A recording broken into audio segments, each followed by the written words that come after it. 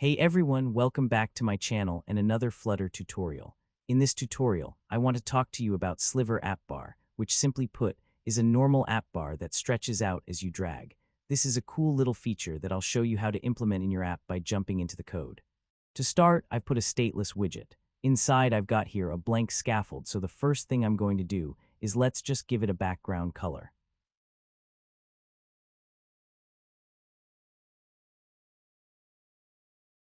In the body, if you want to use this fancy type of scrolling, then we're going to have to use a custom scroll view, and we have to specify the slivers. Slivers are basically the widgets that we're going to place in the children that are allowed to scroll in this particular way. So for now, just think of it as widgets that we're going to place in the children. If I show you here in the slivers, the first thing I want to add is called a SliverAppBar, so that's the widget of the day. You can look at all of these options that should be familiar to you if you used an app bar before, for example, the leading icon. Let's specify just a normal menu, and let's just give it a title saying SliverAppBar.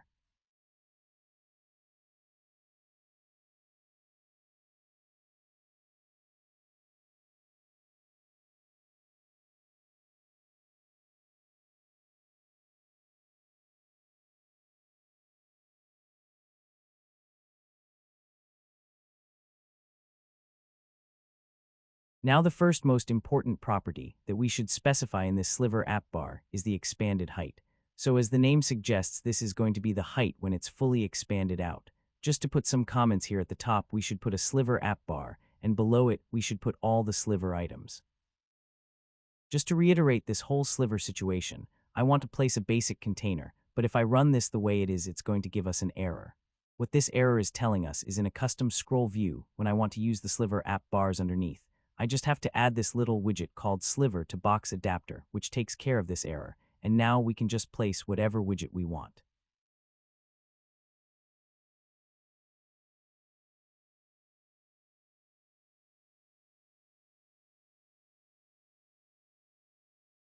Now below the app bar, let's just imagine we have some other elements in the app, so I'm going to create some containers to fill up the space.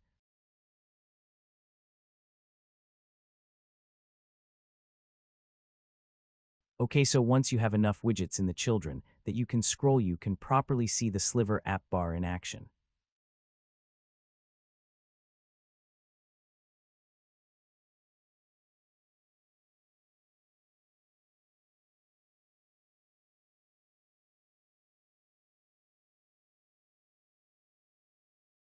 When the app bar is fully stretched out, you can specify what you want to show in the child. If you look at the options, you should be able to find a flexible space option, and inside you can create a flexible space bar and specify this background. In this background, you can place whatever widget you want. A common use could be putting an image inside that you imported yourself.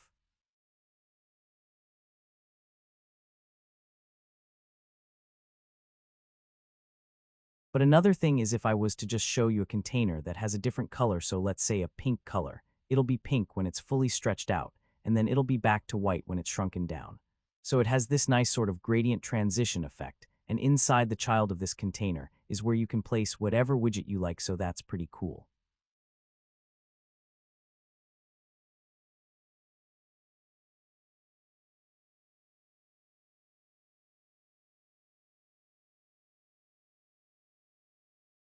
And another thing is there's another title you can specify which is inside this flexible spacebar.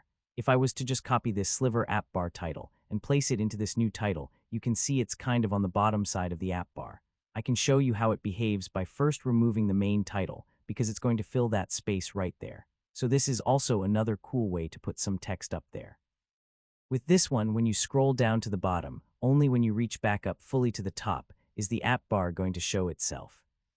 Now a few things you can customize on this SliverAppBar that you should know. First of all, this floating property, you can see there it's a boolean that's initially false.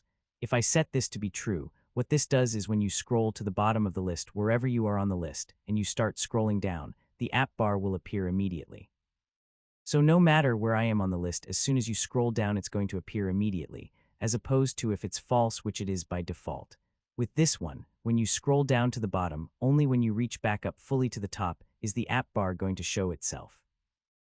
The other one you can play around with is pinned, which again is false by default. If I just show you the false version for pinned being false, as you scroll down the app bar will disappear completely off the screen. Whereas if I say pinned is true, the app bar will always be pinned at the top no matter how much you scroll.